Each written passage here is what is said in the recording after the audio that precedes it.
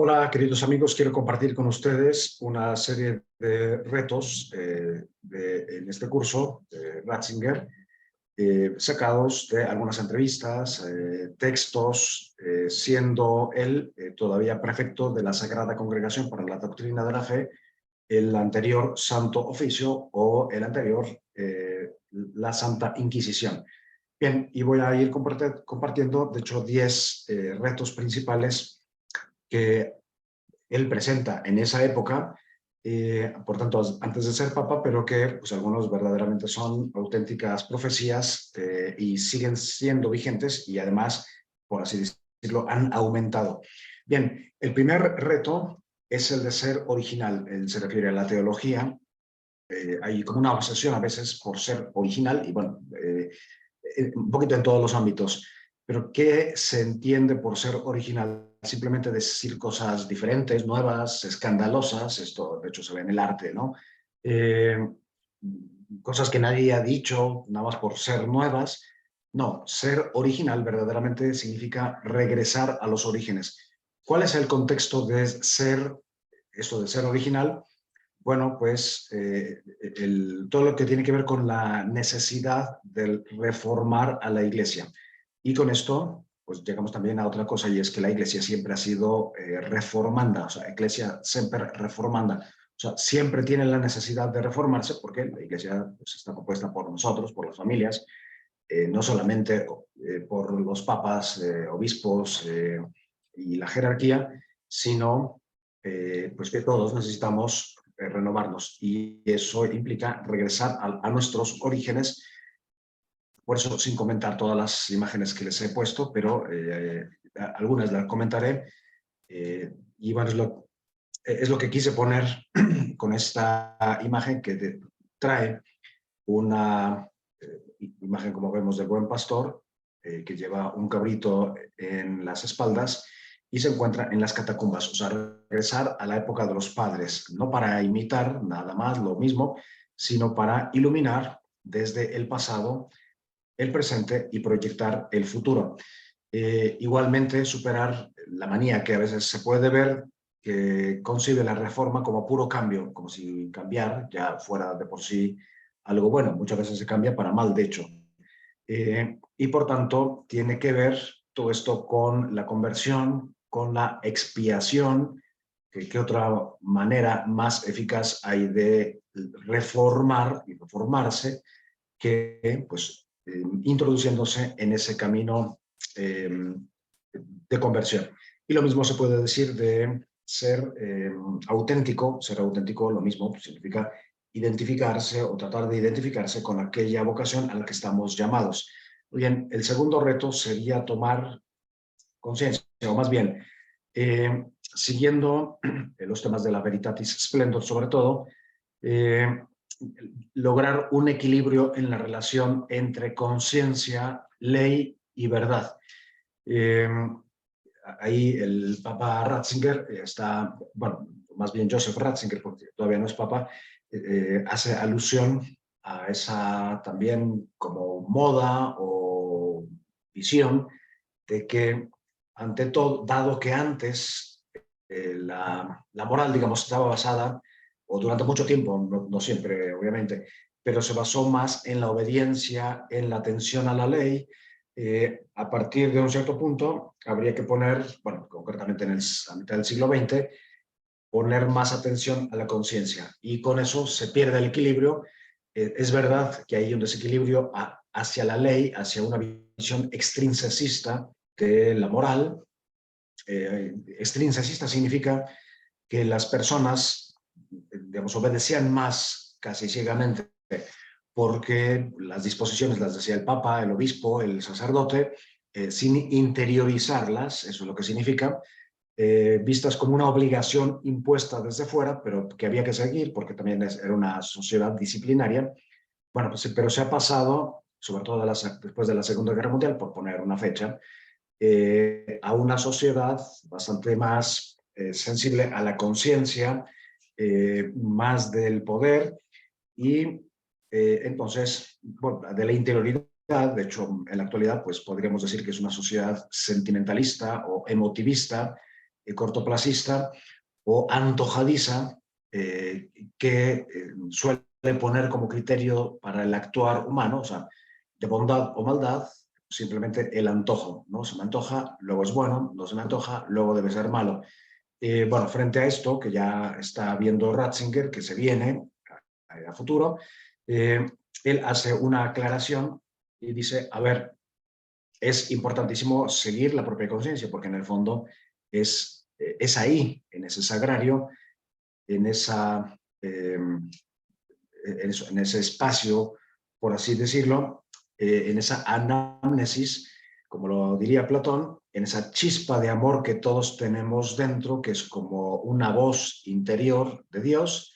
Sí, hay que seguirla, pero también hay que preguntarnos si no tenemos una conciencia errónea, perpleja, escrupulosa, laxa, y muchas veces, de hecho, es así. Entonces, cuando no basta decirle a una persona, sigue tu conciencia, habría que ver qué tipo de conciencia tiene, y además de que muchas veces decir, sigue tu conciencia, pues eso y no decir nada es exactamente lo mismo. Entonces, ¿cómo lograr el equilibrio entre la ley y la conciencia? Pues la conciencia tendría que estar apegada a la verdad. Entonces aquí aparece ya una piedra fundamental donde verdaderamente apoyarnos. ¿La verdad sobre qué? Bueno, la verdad sobre el actuar, no es el sentimiento, sino la verdad, por tanto, descubrir una jerarquía de valores y respetarla. Bueno, con eso yo creo que sería más que suficiente. El tercer reto sería el de lograr verdaderamente también un equilibrio entre esta manía que a veces también se introduce. Él critica que muchas veces a los católicos, o los mismos católicos se identifican, o sacerdotes, incluso obispos, se identifican con ser progresistas o conservadores, o progresistas y reaccionarios, o bueno, simplemente los etiquetan. Entonces, él dice que este tipo de etiquetas, porque no son más que etiquetas, son categorías absolutamente inadecuadas para hablar de los católicos, de la moral, de lo teológico, porque significan, como todas las etiquetas, pues meternos en un cajón y pensar que desde ahí tenemos que proyectar la propia vida o pensar como muchas personas lo hacen, ¿no? Yo, como soy católico, soy de derecha o soy de izquierda, tengo que pensar así. Bueno, porque mejor no pensar por uno mismo, es un poquito a lo que se refiere. Y se lamenta terriblemente de cómo cuando etiquetamos a las personas o cuando nos autoetiquetamos diciendo que somos progresistas o conservadores, pues lo único que logramos es anular el diálogo, porque ya el siguiente paso es dejarse llevar por el prejuicio, que esto es absolutamente común. Y juzgar a una persona y saber ya lo que me va a decir sin haberla escuchado, solo porque viene de tal universidad o porque pertenece a tal movimiento, a tal grupo, y descartarlo antes. Y pues, esto es una de las grandes, antes de escucharlo, una de las grandes retos que tenemos en la actualidad. Lo mismo sería inadecuado decir que uno, como católico, en la moral, en la teología, es de centro. Centro sería caer exactamente en el mismo error, presuponiendo que hay estas otras dos etiquetas. Más bien, pues apegarnos a la verdad, a la realidad, a la tradición, pero entendiendo tradición con mayúscula y con todo lo que significa. El cuarto reto, que bueno, como ven, todos estos son enormes, este es gigante, es el de reevangelizar. Estamos en una sociedad, ya en esa época en Europa y en América también, en una sociedad que ha dejado de ser cristiana, que ha dejado de estar evangelizada, y pues en esa época él está preparando junto con un equipo bastante grande el nuevo catecismo de la Iglesia Católica por presión, bueno, por invitación, o por la necesidad urgente que ha visto Juan Pablo II, aunque ya desde antes. De hecho, es una de las grandes obras de la época de Juan Pablo II, el nuevo catecismo de la Iglesia Católica. Y bueno, en este trabajo pues hay que plantearnos y preguntarnos, bueno, ¿qué significa evangelizar y qué significa catequizar? O evangelio y catequesis. Evangelizar significa, pues, introducirnos o a través del acompañamiento, introducir a las personas al querigma, o sea, a una buena noticia, a una relación, ante todo, con Cristo, como en los primeros cristianos, que además era personal, ¿no?, de boca en boca, y que consistía justamente en sacudir a la persona, dándole la buena noticia, porque eso es lo que significa evangelion, un buen anuncio. ¿Y en qué consiste el buen anuncio? Bueno, porque se compone de muchas verdades. Dios, Cristo, o sea, Dios en Cristo se ha bajado, encarnado, padecido, muerto y resucitado para redimirnos, para conducirnos a la divinización. Y ese primer anuncio, al que muchas personas se adherían, pues evidentemente se llamaba querigma. Preguntan las personas, sí, pero ahora, ¿qué tengo que hacer? ¿Qué tengo que saber? Entonces es ahí donde comienza la catequesis. La catequesis es una enseñanza dirigida más a la inteligencia, y donde bueno, pues está dirigido a irse poco a poco entendiendo mejor el mensaje, y también tiene unas cuestiones morales. Entonces aquí Ratzinger afirma eso, la diferencia. Segundo, que Dios, de hecho, es lo más práctico para el hombre. A veces estamos obsesionados, pero bueno, eso es otro reto. Estamos obsesionados por técnicas, acciones, programas, cuando en realidad el Evangelio pues consiste en el encuentro con Dios, y eso, cambiándote la vida, pues no puede haber cosa más práctica. Como no puede haber cosa más práctica igualmente como tener conceptos claros en la vida. El Evangelio de los Evangelios, por tanto, es Cristo, y la evangelización es un encuentro con Cristo, y pues muchas veces nos hemos quedado más en una catequesis y en unas acciones. La cuarta afirmación dentro del evangelizar y catequesis sería poner especialmente atención al Evangelio Paulino, que nos invita a vivir el cuerpo desde el espíritu, y la comunión, o sea, la vida entendida como comunión con Jesús. Y bueno, terminar diciendo que el catequizar es una dimensión racional, dirigida, como digo, a la inteligencia, eh, donde la Biblia debería ser el centro del catecismo, o sea, un realismo bíblico, y no como muchas veces se hace, ¿no?, a base de citas de las que se pierde la unidad de las escrituras. Y la frase quizás más motivadora, o sea, en cuanto a de fondo lo que da razón, es que, con lo que termina Ratzinger, el Hijo de Dios me amó y se entregó por mí. Ese es el núcleo de la evangelización, y por tanto el punto de partida para la catequesis.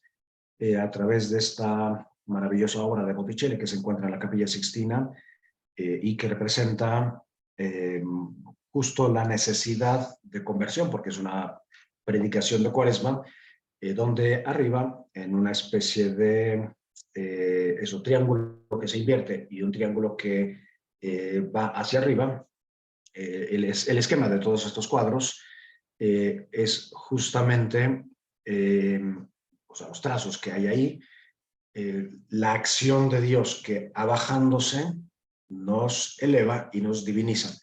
Y para eso están ahí las tres tentaciones, que de hecho es el título del cuadro, de este fresco, las tentaciones de las cuales Cristo no se libró, sino que es más bien el ejemplo a seguir. El quinto reto, muy breve, es el equilibrio también entre la inmanencia y trascendencia, que son dos propiedades, dos dimensiones que tiene el ser humano. La inmanencia, una propiedad de permanecer, de interiorizar sobre uno mismo, y la trascendencia, la capacidad de salir. Y habría que dar todo un contexto mucho más grande, pero es absolutamente urgente en la actualidad, porque muchas veces pensamos que yo o el yo, pues es como nuestra conciencia, y el cuerpo estaría por allá afuera. Entonces es importante, para lograr ese equilibrio entre, o más que equilibrio, la unidad de nosotros, que somos seres espirituales corpóreos, y no seres que están metidos en un cuerpo, y por tanto negar la trascendencia. Y trascendencia, pues en muchos grados, obviamente, trascendencia pues, significa desde recoger un plato hasta ya proyectar toda una vida en anhelo. Aquí, dado, bueno, no dado, sino que como estamos en el Instituto Juan Pablo II y este curso lo hemos promovido, habría que en todos esos puntos como agregar algún aspecto que ayude no solamente a la persona, sino a la relación, al amor, a la pareja, al matrimonio, a la familia. Y bueno, pues eso ya lo dejo a la creatividad de cada quien. El sexto punto, si acaso en alguno de los puntos lo menciono, el sexto punto sería preguntarnos entonces qué es realmente el cristianismo.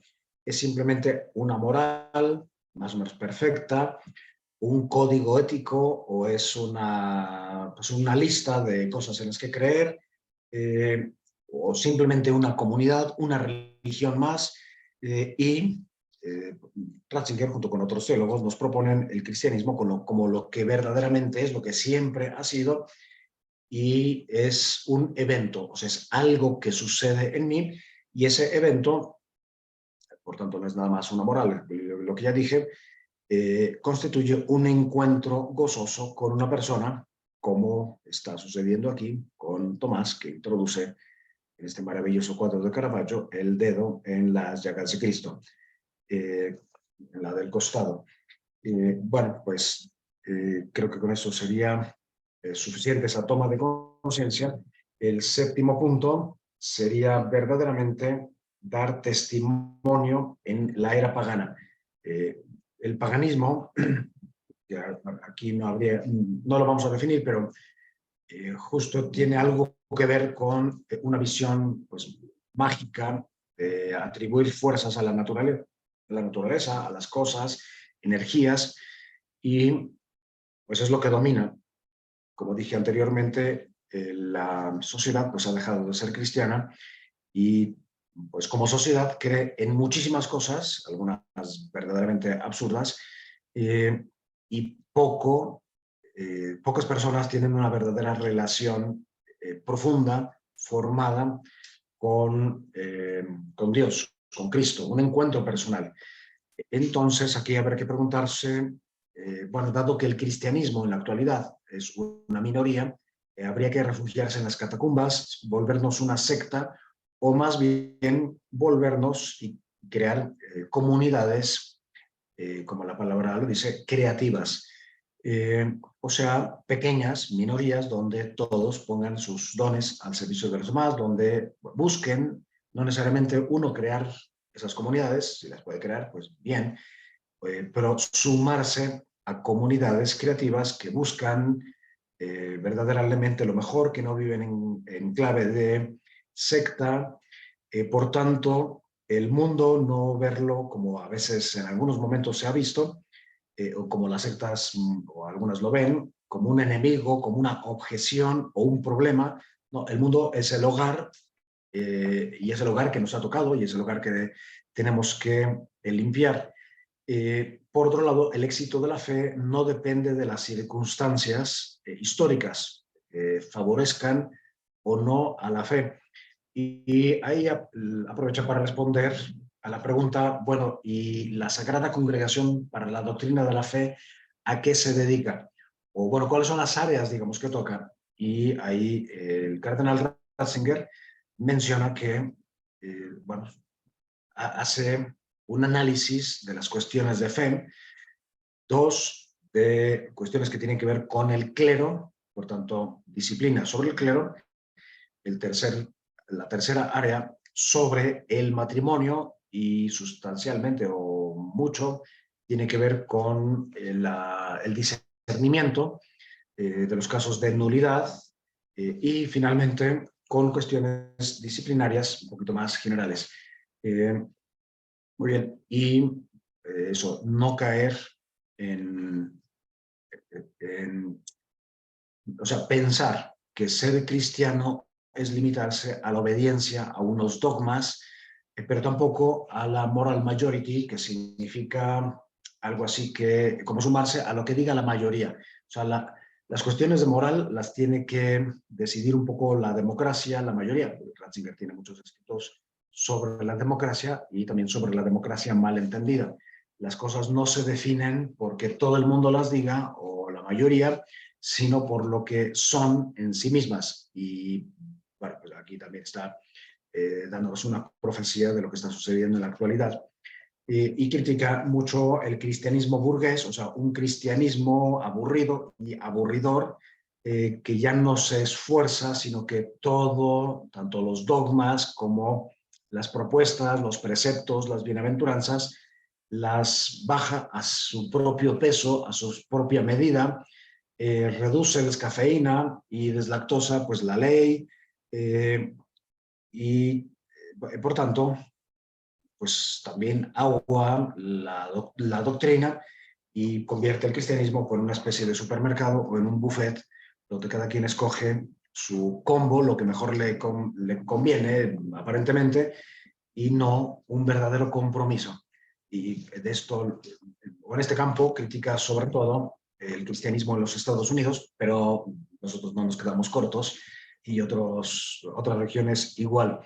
El cuarto reto sería responder a esa petición que a veces se hace, o eso que a veces se escucha, de una iglesia más humana, que suele venir de personas que no conocen la historia de la iglesia, y que dicen, bueno, como hoy se dice, hoy por fin la iglesia es misericordiosa, porque la iglesia siempre ha sido misericordiosa, hoy por fin la iglesia acoge a todos, la iglesia absolutamente siempre ha acogido absolutamente a todos, en parte porque la iglesia somos todos y la iglesia son las familias, pero también la iglesia jerárquica, la iglesia es una comunidad de pecadores, por tanto nadie está excluido, pero evidentemente no está para aplaudirnos nuestros pecados ni para canonizar nuestras malas acciones, sino justamente para llevarnos hacia algo mejor.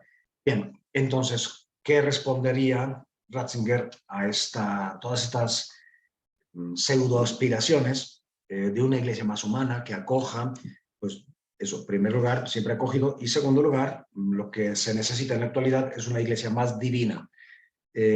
Hacer sin Cristo, pues es la cosa menos práctica, menos convertir a la iglesia en una ONG, en una organización de beneficencia, donde parecería que lo único que puede aportar la iglesia sería eso, unas obras no sé cómo llamarlo, o sea, no digo de caridad, sino de eso, de simple beneficencia, de beneficio de las personas, y también pues esa manía un poco pelagiana que hay en la actualidad, que ya había en esa época, de reducir a la iglesia pues simplemente a la acción, por ejemplo, en el campo del matrimonio y de la familia, pues limitarse a técnicas, a esos pasos de acompañamiento, pero sin la palabra, o como a veces se oye y se escucha, no sé, cuando unas personas van a ir de retiro y se les sugiere que lleven la Biblia, los responsables de esos retiros, a veces a mí me ha tocado escuchar, no, es que no queremos asustarlos. Bueno, pues si no llevan la Biblia a un retiro, si no tienen un encuentro verdadero con Cristo, pues qué tipo de retiro es, a qué se retiran, ¿no? Y bueno, estos y otros complejos que hay, ¿no? Frente a la Biblia, es que todo el mundo se va a asustar, frente al mismo Dios, a la calidad de la predicación, y pues la iglesia no puede reducirse simplemente a técnicas, a acciones, como es una de las grandes tentaciones. Está muy bien hacer y hay que aplaudir a las personas que quieren transformar el mundo a través de las acciones, pero si no hay un fondo, una iglesia más divina y menos humana, pues estaremos repitiendo los mismos errores de siempre. El noveno reto sería ya en el contexto más concreto de la elaboración y la publicación, de hecho, del catecismo de la Iglesia Católica. Pues aquí los dos grandes retos serían, en primer lugar, la ignorancia absoluta y crasa que hay en general en la Iglesia Católica, no solo de los dogmas y de la moral, sino incluso de la existencia de un catecismo. Y dos, del contenido de ese catecismo.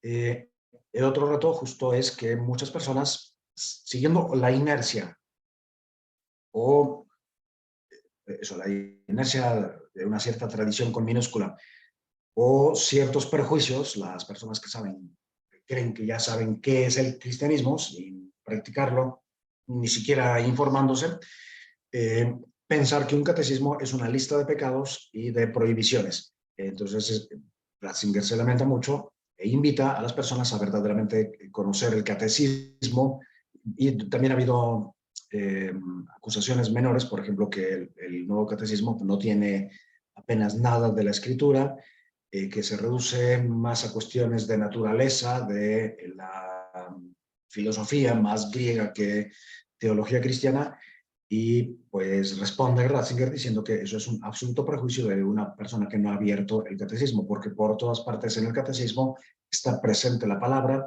la escritura, y detrás de la palabra, obviamente, Cristo.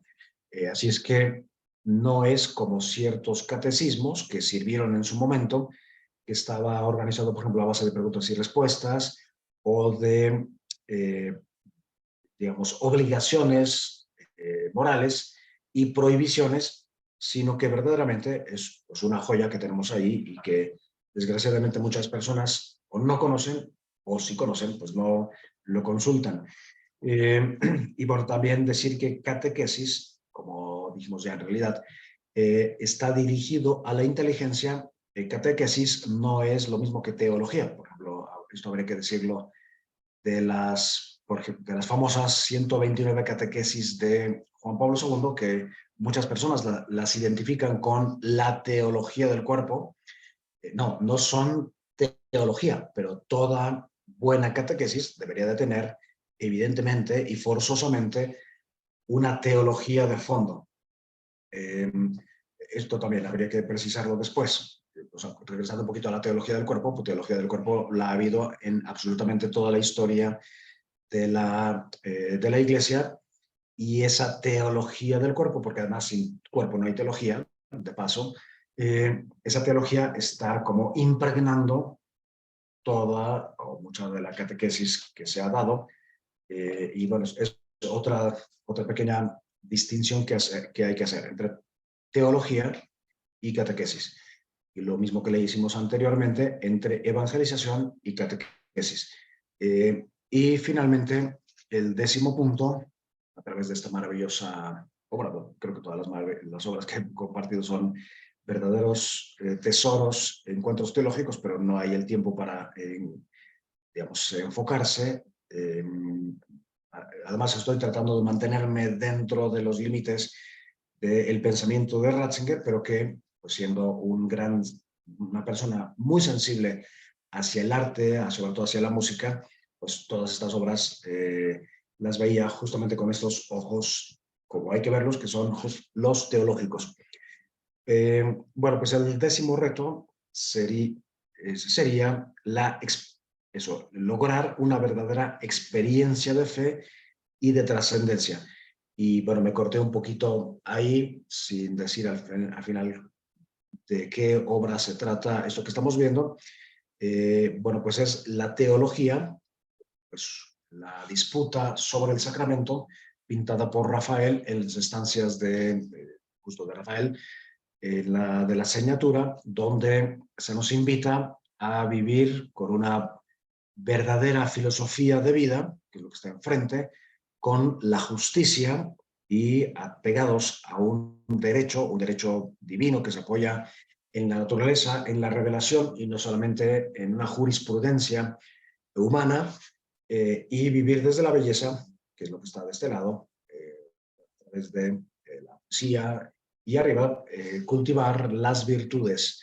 La, la, o sea, la pirámide de virtudes está el amor hasta arriba, la caridad, el amor de donación, no, que incluye todos los grados de amor, pero concretamente la caridad o la donación, la fe, la esperanza, abajo la justicia, la fortaleza, la templanza, las virtudes cardinales en general, y las virtudes a su vez que se derivan ya de estas, porque las virtudes siempre vienen en, en puños o en racimos.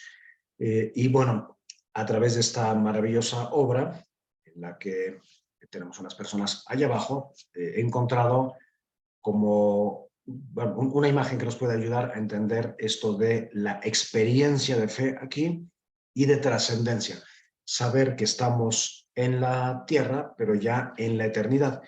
Entonces, este último reto en realidad es una invitación del Papa Joseph Ratzinger, perdón, cardenal, a tener verdaderamente una experiencia o experiencias religiosas de encuentro con Cristo, pero experiencias que hay que interpretar, experiencias que hay que guardar, que hay que grabar en la memoria, que hay que atesorar, que hay que darle vueltas, como hacía María y otros muchos personajes de las Escrituras, y que no se convierta simplemente en una sucesión de experiencias huecas, vacías, de foto, y como muchas veces sucede.